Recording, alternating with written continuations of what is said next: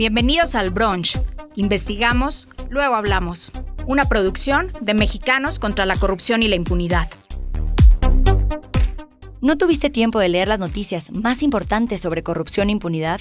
No te preocupes, en este podcast te contamos, en pocos minutos, todo lo que debes saber para mantenerte en la conversación y estar bien informado. Soy Marina Gómez Robledo, investigadora de Mexicanos contra la Corrupción, y hoy, sábado 27 de septiembre, te cuento las noticias más importantes de la semana. Empezamos con los resultados de la encuesta del ENVIPE, que pone en datos algo que muchos pensamos. En México no se denuncia porque sentimos que no sirve para nada. Seguimos con el tema del huachicol, y es que cada semana salen nuevas noticias. En este caso, es la detención de uno de los protagonistas, Bermúdez Requena, y reflexionaremos sobre las decisiones que hoy enfrenta la presidenta Claudia Sheinbaum. Además, se acaba de cumplir un año del estallido de violencia en Sinaloa. ¿Se podrá poner fin algún día a tal nivel de violencia? Por otro lado, nos preguntaremos si el paquete económico 2026 que se presentó hace unas semanas marca o no una continuidad con el gobierno anterior. Terminaremos con un análisis que explica cómo votan los partidos y una recomendación para que veas este fin de semana. ¿Ya tienes tu café o mimosa listo? Disfrútalo y acompáñanos. En el brunch, hablar de poder y corrupción no nos quita el apetito. Al contrario, nos despierta hambre de justicia. Y hoy servimos un plato que no es fácil de digerir, pero que necesitamos conocer. ¿Alguna vez pensaste que denunciar no sirve de nada? No estás solo. Los datos confirman lo que muchos sospechábamos. La impunidad sigue siendo la regla, no la excepción. La Encuesta Nacional de Victimización y Percepción sobre Seguridad Pública 2025, la ENVIPE, dejó sobre la mesa un dato que se siente como un balde de agua fría. El 93.2% de los delitos en México no se denuncian ni se investigan. Sí, lo escuchaste bien. Casi todos los delitos quedan en la impunidad. Y no es una exageración, es una cifra. De los 33 millones de delitos registrados el año pasado, 31.2 millones quedaron en la sombra. A esto se le conoce como la cifra negra y está creciendo. Más que un número, es el termómetro de una ciudadanía que dejó de confiar en el sistema. Para hablarnos más del tema, nos acompaña Sebastián Arcos Robledo, analista de datos en Mexicanos contra la Corrupción. Bienvenido, Sebastián. Imagina un río enorme bajando de la sierra. El agua corre con fuerza, pero antes de llegar al mar, encuentra diques y compuertas. Una puerta avanza, otra se estanca y mucha más se pierde en canales muertos. Así fluye hoy la justicia penal en México. Ese caudal somos nosotros y nuestras denuncias. El último año, el río trajo 33.5 millones de delitos, pero 33.1 millones no llegaron a un desenlace. El 98.8 quedó a contracorriente, atrapado antes de tocar el mar de la justicia. Si reducimos la escala, de cada 1000 delitos, 932 ni siquiera se denuncian, 68 abren carpeta y solo 8 obtienen una resolución. ¿Qué cierra las compuertas? Los datos de la ENVIPE 2025 son claros. La barrera principal no es el miedo, es el tiempo. Luego vienen dos trabas que juntas pesan casi lo mismo: desconfianza en la autoridad y la idea de que el delito fue poco importante. 9 de cada 10 expedientes no concluyen, o no pasa nada o se quedan en trámite. En 2024, ese en trámite creció fuerte. Casi 2 de cada 5 se quedaron ahí. Hay causas con dinámicas particulares. En robo total de vehículo, 2 de cada 3 eventos sí entran al sistema. ¿La diferencia? Un incentivo claro. Sin denuncia, no hay seguro. Cuando mover la compuerta produce un beneficio tangible, la puerta se abre. En cambio, delitos que deberían activar todas las alarmas van en sentido contrario. Violación pasó de 59.4 sin denuncia en 2019 a 87.5 en 2024. Secuestro de 76 a 80.3%. ¿Qué abriría de verdad las compuertas? 3 palancas. 1. Reducir tiempos de inicio y seguimiento. Si denunciar no consume horas, más gente cruza la puerta. 2. Rutas de evidencia accesibles, digitales y oportunas. Que aportar pruebas no sea una carrera de obstáculos. 3. Salidas con valor material. Reparación y recuperación que hagan visible que denunciar sí cambia algo. Si tenemos que elegir una prioridad, la pregunta no es ¿más denuncias?, sino ¿más resultados? Abrir la primera compuerta sirve de poco si las desde medio siguen cerradas. Cuando el sistema responde rápido, da seguimiento y cierra bien, el río encuentra su cauce y llega donde debe, al mar de la justicia. Clarísimo.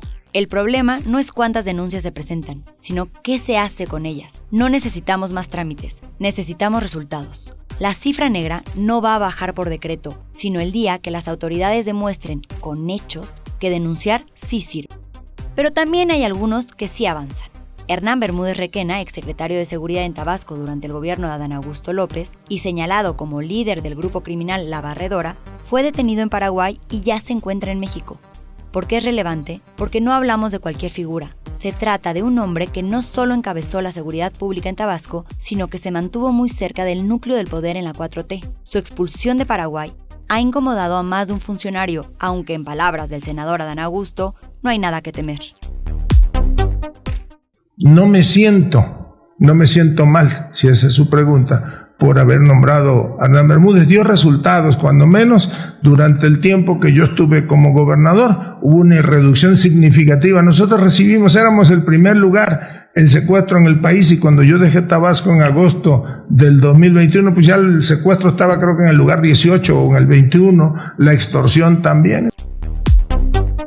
Ya veremos si este caso termina revelando a más involucrados o si la historia se cierra convenientemente en el arresto de Bermúdez Requena.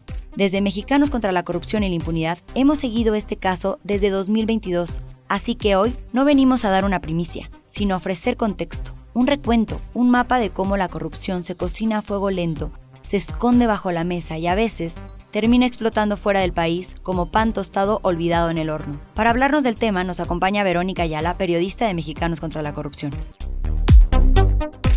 El exsecretario de Seguridad de Tabasco, Hernán Bermúdez Requena, identificado como líder del grupo delictivo de La Barredora, fue vinculado a proceso esta semana por un juez de Tabasco por los delitos de asociación delictuosa, extorsión y secuestro express. Pero ¿quién es este polémico exfuncionario designado por Adán Augusto López y cuáles son sus vínculos con esta organización criminal? El 5 de octubre de 2022, hace casi 3 años, en Mexicanos contra la Corrupción y la Impunidad, revelamos que el entonces titular de Seguridad Estatal en el gobierno tabasqueño, así como 2 de sus colaboradores, estaban ligados al grupo de La Barredora, dedicado al narcotráfico y al huachicol, de acuerdo con reportes de inteligencia militar obtenidos a partir del hackeo conocido como Sedena Leaks. De acuerdo con información que se desprende de los informes de inteligencia de la propia Secretaría de la Defensa Nacional, la Sedena, el grupo de La Barredora está identificado como una célula del cártel Jalisco Nueva Generación. Bermúdez Requena fue designado el 11 de diciembre de 2019 como secretario de Seguridad y Protección Ciudadana por el entonces gobernador Adán Augusto López, actual coordinador de la bancada de Morena en el Senado. Sin embargo, previo a su designación, cuando se desempeñaba como director de la Policía de Investigación de la Fiscalía General del Estado, ya existían reportes de inteligencia militar que advertían de posibles vínculos con actividades ilícitas y con un grupo delictivo.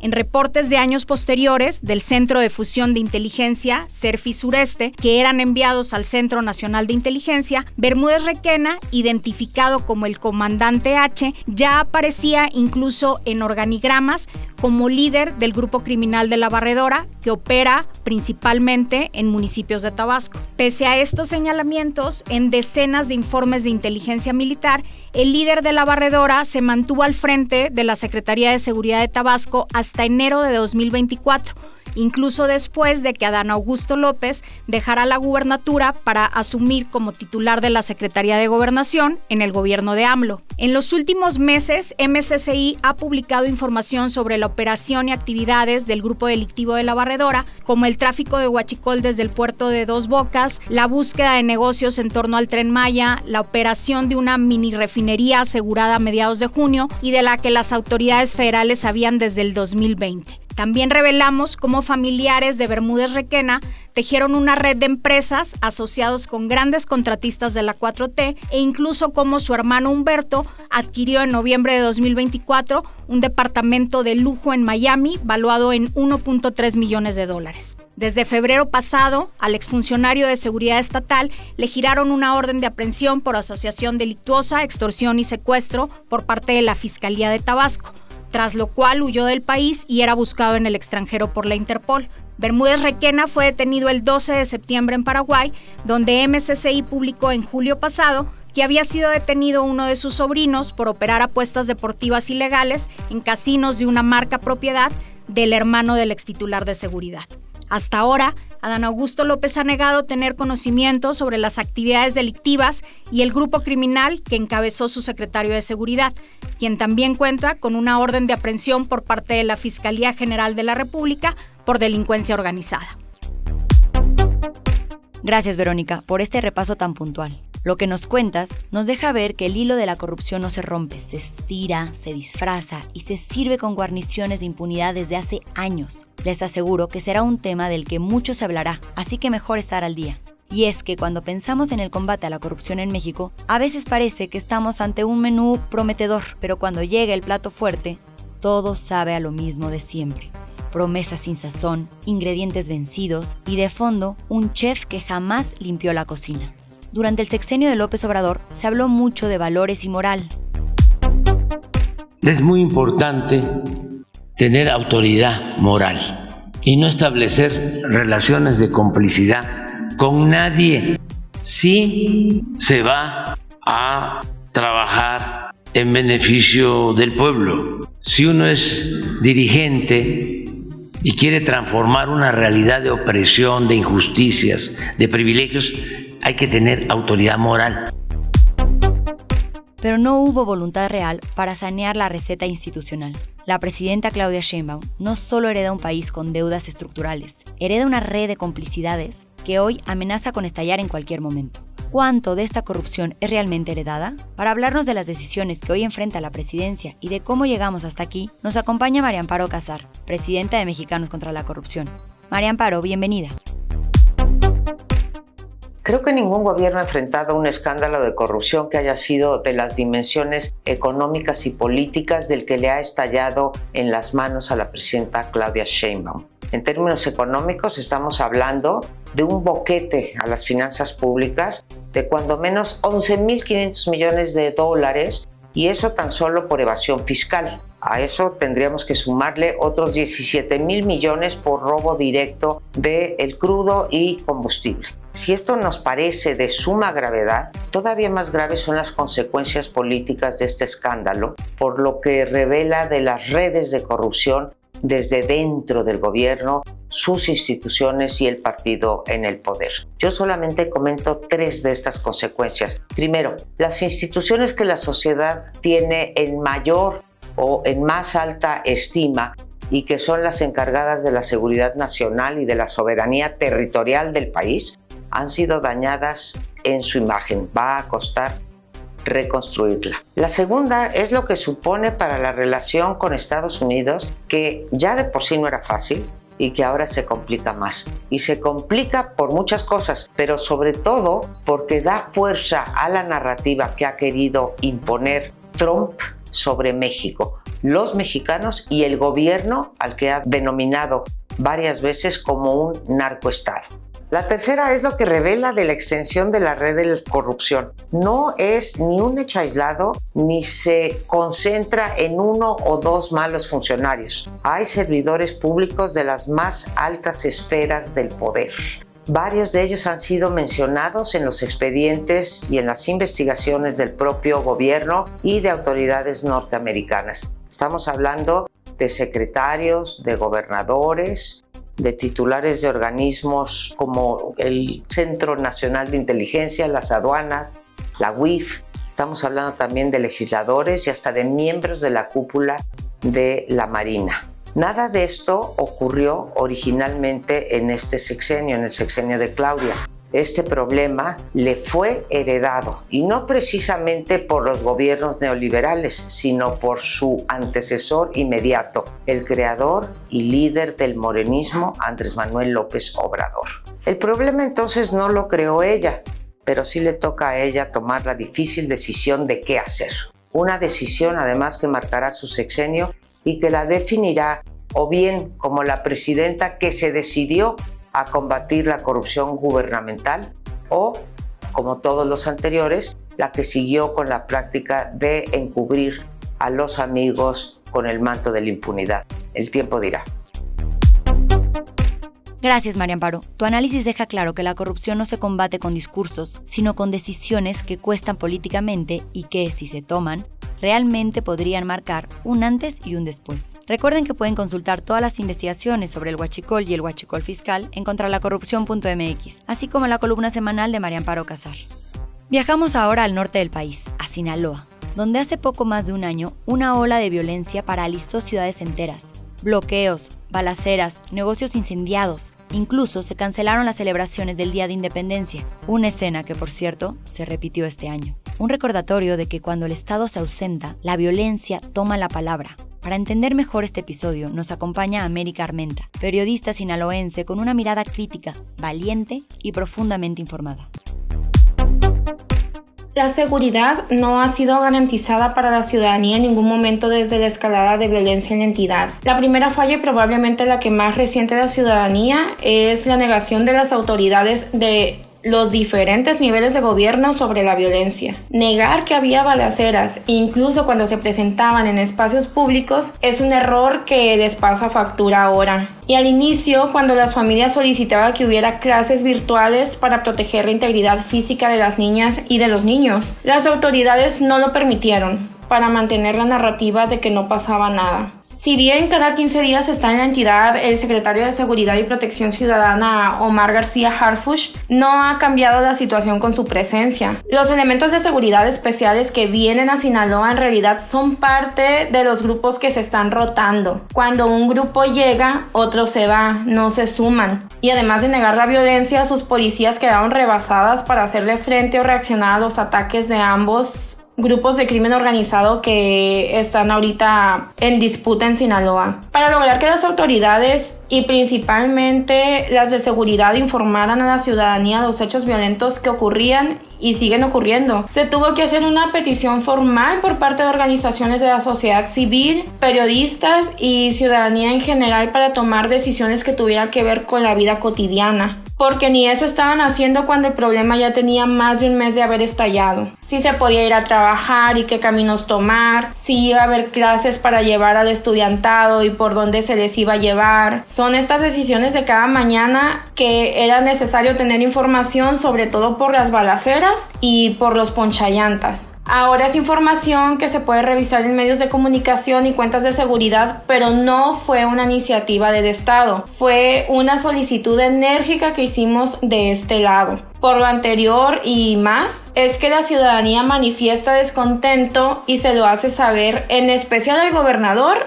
en redes sociales. Como ejemplo, la celebración del grito de independencia para el que Rocha Moya prometió 10,000 elementos de seguridad cuidando el evento, se canceló por inseguridad y la manifestación de rechazo de la ciudadanía que tiene interés en que se fortalezca la prevención y atención de la violencia y las víctimas, y no que se estén haciendo este tipo de eventos para lavar la imagen tanto del gobierno o del Estado. Además, desde septiembre del año pasado hay un toque de queda autoimpuesto en que al meterse el sol las personas se encierran y ya no salen. Era cuando pensábamos que sería una medida momentánea, pero ya es permanente porque los grupos delictivos no han dado tregua al conflicto y el Estado no ha hecho frente a estos grupos. Ahora ya sabemos que quedar en medio del fuego cruzado, ser víctima de algún delito no depende de horarios o si hay luz de día o es de noche.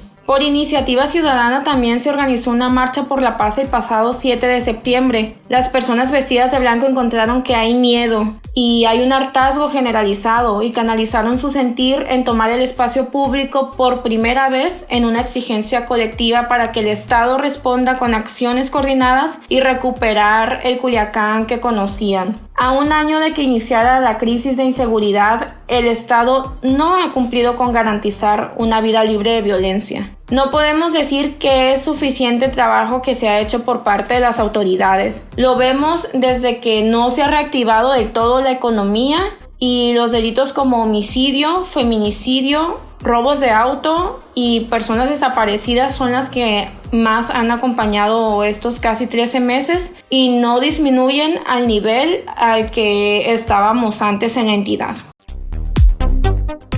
Gracias, América. Lo que ocurrió en Sinaloa no es un caso aislado, sino la consecuencia de años de permisidad y simulación. Donde hay corrupción estructural, hay impunidad. Y donde hay impunidad, hay violencia. Y si de estructuras hablamos, vayamos al otro extremo, al paquete económico 2026. Es momento de preguntarnos, ¿tenemos continuidad del sexenio anterior o hay señales de corrección? ¿El presupuesto tiene lógica o solo sirve para mantener la narrativa? Para desmenuzar este buffet financiero, invitamos a Leonardo Núñez, director de investigación aplicada de nuestra organización, para que nos diga qué hay detrás de los números. El presupuesto de egresos 2026, que se está discutiendo durante estas semanas, plantea varios puntos importantes que es necesario aclarar. En primer lugar, se trata del presupuesto más grande del que tengamos registro en toda la historia. Con 10.1 billones de pesos, representa un incremento de 38% con respecto a donde estaba el gasto en 2018, antes de que Morena llegara al poder. Este incremento de 38% desde el inicio del sexenio de López Obrador no se ha financiado con un incremento por la recaudación, sino principalmente gracias a la deuda. Y ese es el segundo punto más preocupante de este presupuesto. Por primera vez en la historia, se plantea que la deuda pública total suba a 20 billones de pesos, a 52.3% del Producto Interno Bruto. ¿Dónde estábamos en 2018? En lugar de 20 billones, en ese momento se debían 10.5 billones de pesos, la mitad de lo que ahora debemos. En términos del PIB, eso era 43.6%. Es decir, ha subido 8.7 puntos del PIB con respecto a donde estaba cuando lo dejó Peña Nieto. Hay que recordar que se cuestionó mucho al gobierno del PRI por haber aumentado la deuda, y lo que hoy tenemos son datos y evidencias de que aquí ha incrementado todavía más la deuda. Para el año 2026 se plantea que debido a que se gastará más de lo que ingresa, 4.1% del PIB se tendrá que dedicar a pagar la deuda de los años anteriores. Y esto es un dato preocupante, porque en las últimas 3 décadas no habíamos llegado a un desbalance de esas dimensiones. ¿Y por qué está pasando esto? Pues porque en 2024 tuvimos un incremento del gasto público alrededor del año electoral y de las obras del presidente López Obrador que llevaron al gasto a niveles que no habíamos visto y que se financiaron de manera fundamental con deuda. ¿Por qué todo esto es preocupante? Pues porque en el presupuesto de egresos no estamos viendo aumentos considerables en los rubros sensibles. No tenemos aumentos significativos ni en educación, ni en salud, ni en seguridad. Por el contrario, tenemos mayores ingresos ahora para Pemex y para algunos de los proyectos prioritarios, pero no para la inversión de los problemas que le importan a las personas. Lo que sí es una mayor inversión en programas sociales que, hay que recordar que si bien son importantes como política social, los datos del INEGI nos han dicho que no son la clave para la disminución de la pobreza, sino que esa disminución de la desigualdad y la pobreza ha venido por el incremento de los ingresos por trabajo, no por los programas sociales. Tenemos que analizar este presupuesto con gran preocupación y con gran atención, porque estamos en un proceso en el cual las finanzas públicas saldrán del equilibrio. Estamos gastando más de lo que ingresamos, estamos repartiendo dinero que no tenemos y lo estamos haciendo a costa de deuda pública. Y recordemos una vez más que la promesa de los gobiernos de Morena era que no iba a aumentar la deuda. Y hoy llegamos a la deuda más grande de las últimas 3 décadas. Gracias, Leonardo. A veces, el presupuesto es el espejo más claro de las prioridades del poder, y lo que reflejan los números no siempre es lo que se dice en el discurso. Y si hablamos de prioridades, ¿cómo se vota en el Senado? Mientras allá afuera se habla de polarización, allá adentro Morena y sus aliados logran más del 80% de aprobación en reformas. ¿Dónde está la oposición? ¿Por qué no votan en bloque? Para entender el comportamiento legislativo, nos acompaña Sergio Bárcena, investigador del TEC de Monterrey y colaborador del blog Desarmar la Corrupción. A un año de haber empezado la construcción de su segundo piso, la 4T no solo goza de una mayoría calificada en ambas cámaras, sino que ha sostenido este dominio parlamentario con alta disciplina e incluso con apoyos cruzados. De 192 votaciones que se registraron en este primer año del Senado, 90 fueron unánimes. 13 de 23 reformas constitucionales se aprobaron con aval absoluto de todas las bancadas. Solo 4 votaciones quedaron por debajo del umbral de 2/3. El apoyo promedio a las iniciativas presentadas por la presidenta y su partido fue cercano al 90%, muy por encima del 69% que aportan Morena, PT y Verde por sí solos. Es decir, en promedio hubo un 20% de respaldo adicional a la 4T por parte de la oposición, que solo votó unida en 13 ocasiones, menos del 15% de las veces. Algunos nombres propios nos permiten poner rostro a estos números. Por ejemplo, Lili Telles es la senadora rebelde a 2 bandas, confronta continuamente a la 4T y cuando el PAN acompaña al gobierno, ella se aparta con su voto. Además, es el punto que ocupa el extremo derecho del mapa ideológico,